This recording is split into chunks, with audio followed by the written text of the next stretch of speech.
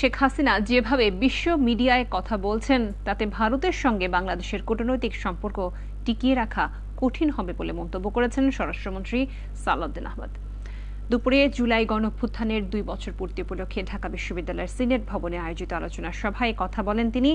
স্বরাষ্ট্রমন্ত্রী বলেন, ভারত একদিকে হাসিনা কার্ড খেলবে আর অন্যদিকে বাংলাদেশের বন্ধু থাকতে চাইবে, তা হতে পারে না। অনুষ্ঠানে সালাউদ্দিন আহমদ বলেন, ভারতে অবস্থানরত শেখ হাসিনাকে বিভিন্ন বক্তব্য কার্যক্রমে যে সুযোগ করে দেওয়া হচ্ছে তা দুদেশের বন্ধুত্বপূর্ণ সম্পর্কের পরিপন্থী। এদিকে অনুষ্ঠানে যোগ দিয়ে বিএনপি মহাসচিব রুহুল কবির রিজভী বলেন, ফ্যাসিবাদের দোসরদের ফেরাতে যারা নমনীয় সুর দেখাচ্ছেন তাদের বিষয়ে সতর্ক থাকতে হবে। নজির আছে, আমরাও আওয়ামী লীগের বিরুদ্ধে বিচারের কথা বলছি সংগঠন হিসেবে। সেই সংগঠনের ভাগ্য নির্ধারিত হবে আদালতে। সেই আইনটা করা হয়েছে আর্টিকেল 47 অনুসারে, সেই আইনটা করা হয়েছে আইসিটি অ্যাক্টে, সেটা আছে।